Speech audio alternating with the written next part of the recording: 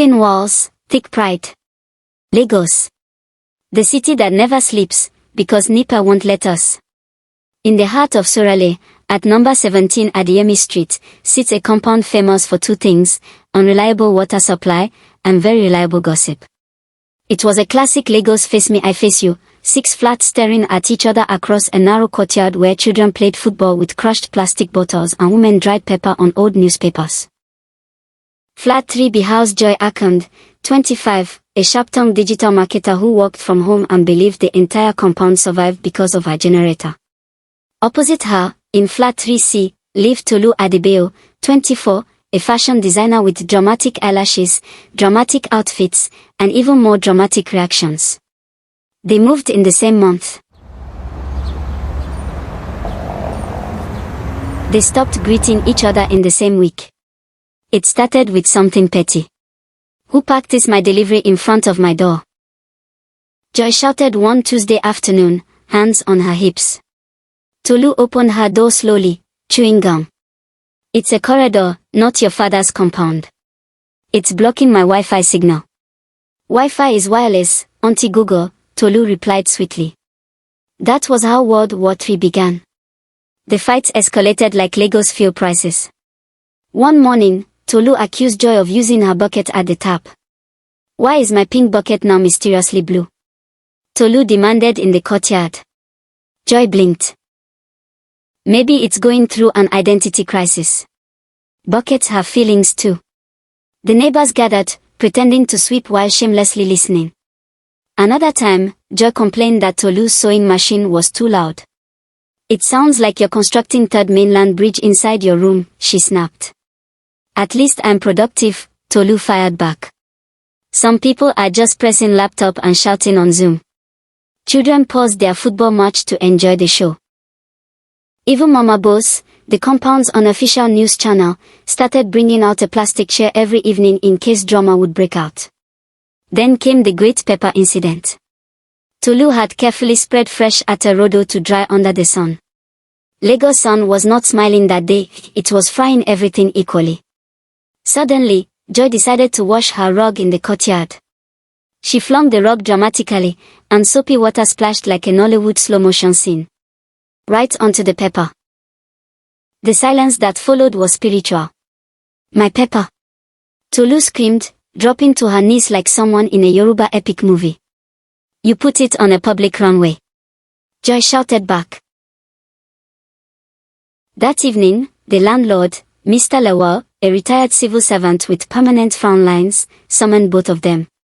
They stood in his living room like secondary school students caught cheating. "You two are graduates," he began slowly. "But you behave like primary school prefects fighting over chalk." They tried to talk at the same time. "Sir, she." "No. Sir, she." Silence, he thundered. Even the wall clock seemed afraid to tick. "If I hear one more nonsense from this compound," Mr. Lawal warned, "I will increase rent for both of you." That shut them up faster than NEPA taking light. For 2 whole weeks, peace reigned. They ignored each other professionally. No greetings. No eye contact. Just stiff silence.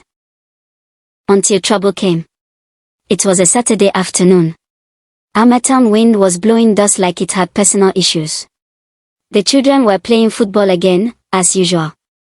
Then someone kicked a bottle too hard. It smashed Joy's flower pot. At the same time, Tolu's extension wire, carelessly stretched across the corridor, got tangled in the chaos. The wire sparked. The spark caught the drying clothes. Within seconds, smoke curled upward. "Fire! Fire!" Mama Bo screamed. Panic erupted. Joy rushed out with a bucket of water. Tolu ran out too, forgetting pride, forgetting pepper, forgetting bucket arguments. Together, they poured water, dragged clothes away, and unplugged the extension wire. The smoke died down. Everyone stood there breathing hard. If they had delayed even 2 minutes, the fire could have spread through the entire building. Mr. Lawal arrived, panting. What happened? Silence. For once, neither woman blamed the other. Joy looked at the burnt edge of Tolu's fabric. Tolu looked at Joy's shattered flower pot. And suddenly, their fights felt stupid. Later that evening, as they both sat outside watching the orange Lego sunset, Tolu cleared her throat. Your flower pot. I'll replace it. Joy hesitated. And I'll contribute for your damaged fabrics. Awkward silence. Then Tolu said quietly, we nearly burned down the whole compound because of small carelessness. Joy nodded. And small pride. They both laughed, softly at first, then fully. Mama Boss peeked from her window, disappointed there was no fresh drama. From that day, the compound changed. They didn't become best friends overnight. But they started greeting each other. They took turns at the tap. They moved their things properly. Sometimes, they even shared jokes. And when the children played football, both of them supervised like strict aunties. Petty arguments may feel small in the moment, but pride and constant conflict can create bigger problems than we imagine. When people focus more on winning fights than maintaining peace, everyone suffers. Sometimes, the real victory is choosing understanding over ego. Because in life, especially in close spaces like a Lagos compound, peace is cheaper than pride.